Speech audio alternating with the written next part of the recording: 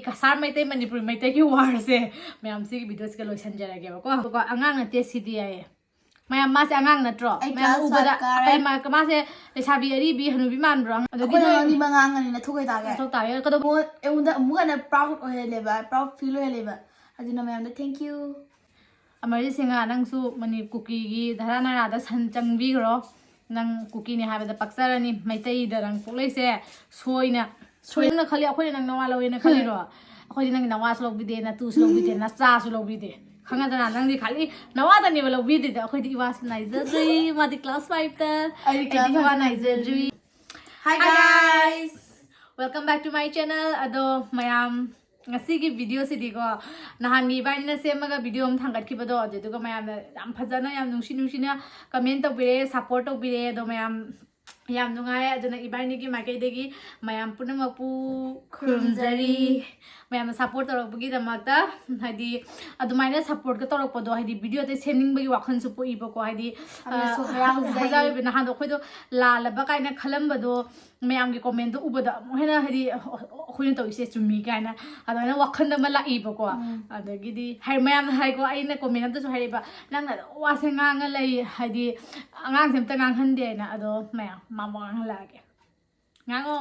marakta sumanga kani haidi aina ne ngamaktaba line zone mana sum semakane ba ko ado mayam jingminasi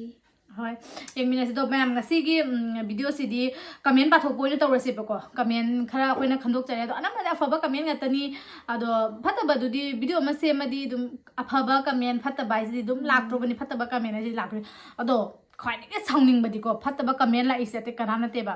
cookie sing ba cookie na ne ba tawre moi title sing do loina cookie gi mi ngata ne ba khanga ba dune maina sawning gi di hadi khwai gi damba ne negative pari comment plak pasilo ma cookie gi mami da tang akade aduni moina video ma ubada moina khoi attack tawte kyam muk jam na moina hadi khoi meitei se moina hadi kai haini yamna pick pot ma khallama ne cookie si cookie gi matang se myam ngang ning re cookie ai si di kai haini moi di mi su na te cha su na te moi di thi jawa mi ne ba thi du su haining re myam puk phajana phai bam thi ga na tre akhoi gi puk ka nungai traga akdam phaida ba mi matha nungai ta ba do adugum bagi thi du ni ba cookie si di khanga ba 사수나테 미수나테 힝베가니 까나리게 뭐이 거기 인자시다 못 받아니 하디 뭐기 레밤 나이테바 쿠키 기 레밤 나이테바 다 생나 쿠키 싱세 함다 살아수네 뭐세 단로가니 단도라가니 바 뭐세 미기 아파바 우바자다바 뭐지 눅시바자다 하디 미나네 누가이라가네 뭐네 암나 마몬데 짝바 하디 미기 누가이라가 뭐네 누가이타바 하디 모이타 누가이라가 시니바 뭐 칼리지 potpuno dunia se prithvi se cookie ne khaisina moi gi oirege sine ba dudi yaroe cookie kangu sing dudi yaroe dudi sina yaroe nate khambra aduni koina haing badi ado moina matholi tangai mi gi video changa ga comment ka tausan biraktana aduni adani angang ado mayam ai khoi sangdaroge adugi comment sing jai dum screen da ulamge bako mayam hai aduga ado mayam afabade hosira comment se phatabade hosira aina khanbada afabade hosi phattabai already hadi game se pura game ai sorry kano video se pura flop charani hadi nungsu ngai ba afabana surubat already sum phana sum thora afabana already matung taw se dum phadoi ni ba ko cookie dei hawra ka doi no moi gum da moi di thi chawa mi ni na moi di hawra ka na ado mayam comment khara thoi to comment khara se pathara ge ko mayam ado yengminasi mayam ado mayam sumaya dum support to biyo mayam hadi khoi jum nungai ba content hadi dum video je khalaga nungai ba video dum thangat chara ge ba do mayam asigi video sina cookie gi batang moi sanjara bani aya amu video adu dum noi si wai si dum taw lei ga dum haira kani ba ko dum comment se nungsi bala ko duga dum pathong ning bagi damakta asigi video se same bani aduga si video gi matung da tai Maitei Cachar Manipur ki wars mayam si video se lo sanjara ge ba ko ado si video si na last oi doi ni mayam no comment I know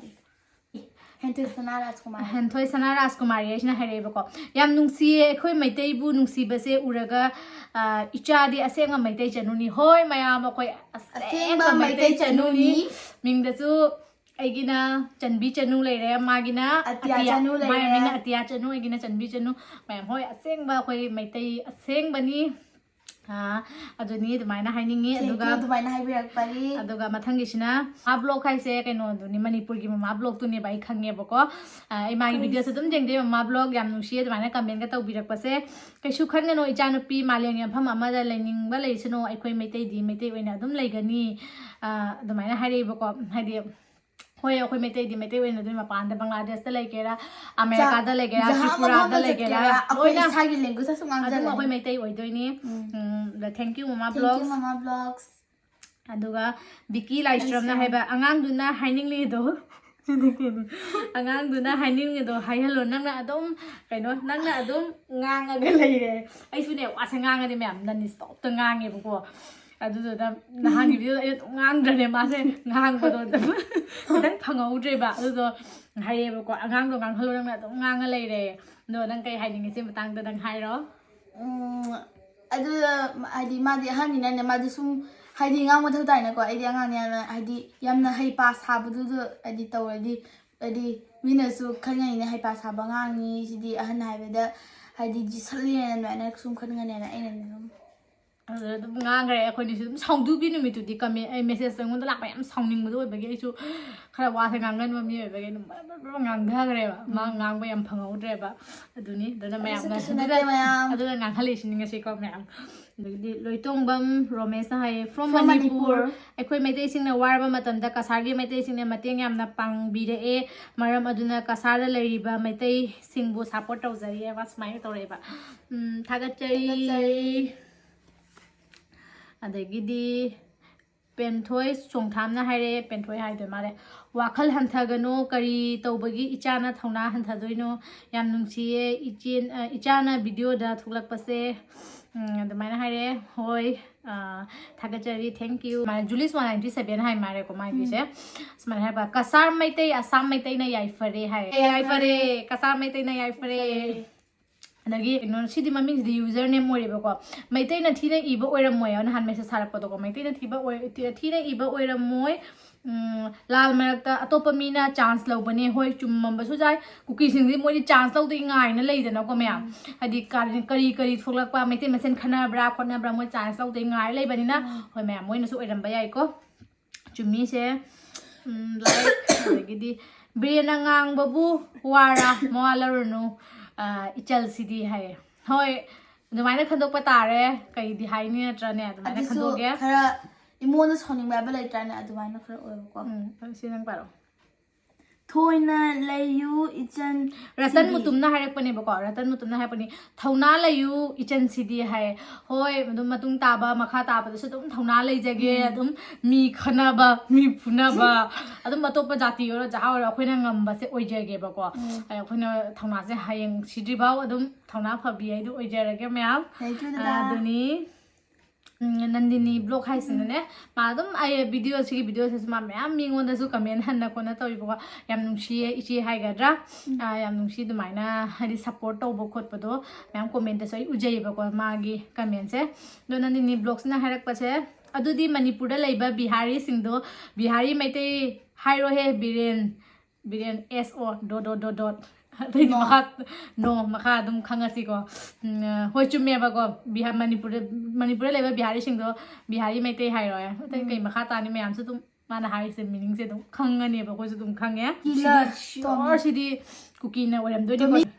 na to kathala ga I do khanga ba yare ko takani thungang yare ko thungang hai mangon da ne ba hai se khangbra yare ko di kai no mas angang machin thi bani ba modi machin thi ba sin da di modi kai di upai le kuki gi di na tro modi thi na ka ya machin thi bang ro season adu ne ba sa ni na modi sa de jen ba thi ni thi mi ne lagi di amana sana sang bai fai hai ko angang na tik na te tumo hai mangon da hare ne ba ko angang na tik na te ka do wai tum doi no nang tumu da na bhabun do om na la kai video de yingi ha adagi na ni mangang ni na thukai ta ga so ta ya ka do mi gi video he changai ge ba angang ate tumu ka tumni ga tumai tumna to ka angang ni mi na tro nang ro mi na than ro mi ha yo di sa mi ni Budhan na hai ko Guwahati sila ka yengo hairo Asamis yam sakhola su pamjade migi marolbu migi mama bu ima kauzaning de migi ima da ima kauzaning de isagi ima da ima kauzage mi hai duni khoi praman lai duni phaba imam piyo prithvi joy tawgena khoi yam phaba ima lebak manipur lai aduna khoi migi atopa jati da chongchalaga kashim oining de yam chumwa phamni like lagi mani mukbang na hare angang se yam nungsi sam jai nang khumo si comments di nang gini ai khang de ko mayam na khang bi bani ai si chamra chamdra I to sum mama ki video da ne sum ura ga ai si chamra chamdra de mayam sum jing bi ko yam nungsi hai si sam jai ya si thank you hai ro thank you ang dai wait wai na hara hore do mayam na comment taw re ko bem ichen icha kap ko no na school chatlo kholo yam nungsi nang i thauna han ganu khot ka noi na mongon da hai re ko do nang kai phawi nang kai hai ningi du gi matang da ai yam harau je ta hoji tuition chatli kisum khan re mayam na ai mo thauna bi bi ba ai yam harau je mayam na ibu a thauna bi rei je ai di ai am harau je ba ko adu gi the amung hana nangon da kan mo oi bra ba ai di engo da amung hana proud o hele ba proud feel o hele ba adu na mayam da thank you lagi ado sisu kan oi do male ko kuki oi do male ko sisui hai wangang ba se am lubani mathang dei khara khantha bi ra ngang bio angam athau sing bu thagat cheri kai angam athau sing bu thagat cheri wangam tan je ngang wai akhoi kari aran ba hai kare akhoi kari aran ba hai kare noi manam da hai gi bro ba khoi hodi cham cham na dum asami sa pam de hai ba wani ado kari aran ba hai kare hoi thagat bio athau ba sing ko athau ba sing thagat cheri thagat bio kedauni noi gi mi wera ba dina upai nai natra sigi nandini blog se sen so kam ka haire yaning de akoi su abema haibado yamna chumi akoi assignments mai tai nate si kasargi oiduni nandini blog se thank you very much chiche hai gadra thank you koi chumi mai tai nate akoi assignments mai te chumi ba koi assignments mai tai nate akoi asem ba mai tai ne ba mai tai ni ngaminlan bai the ming ne na ngaminlan ga pa bo mu ngamde sini moi cookie gi mami ngai de hajara ge ko acting da mai tai ni na yai he acting di mai tai ni na yai he hai ni ba hoi akoi acting akoi di mai tai di khar acting hai jai adu noi na hajada di noi na hajada di noi se acting hai de di hai noi di ni panga hon ba na tro noi di kaino assam rifle nga hon ba akoi ne acting hai ba dumai khala se ko do akoi ko noi am khet nai ye akoi ko noi ga acting tau jam khet nai ko noi na atopa akoi na isagi haktan bada acting tau ba migi haktan bada te moina migi haktan ba nupa nga hon ba marji singa isna hari ni bako amarji singa isni maitai ni bako mana ni asam da le dia asamis maitai haidri kari hairu haino ibungo amarji singa nangsu mani cookie gi dharana ra da san changbi gro nang cookie ni haibada paksarani maitai da rang polai se soina polak pani adagi budhanai sina comment da moi mana khumai bako oi sakhu Asamis haibado jati amagi mingni oidaba lari haitabo mitopna haibani chumme ma lai se mitopna haibane ba maitai na mu onchalaga noi se asamis haida dia ai adudi akhoi masen khana na lairadi mina chance la roidra amarjit singa nangi wakhan se cookie ni haidaba ngam nang se mix masaga oidalo natra adune maliko mingdo khara ontho cookie mana bagi adaga nandini blog sina haira se ise sina kari gi assignment mete haiduno haiba mido sono chure adunani assignment mete ka haidana hoi iche chumme amarje singa jaga sono chure adunani mana haise dogidi sangsang bai phe birena ngang bodo chumme noi kasar mete nawa log de tumin layu ai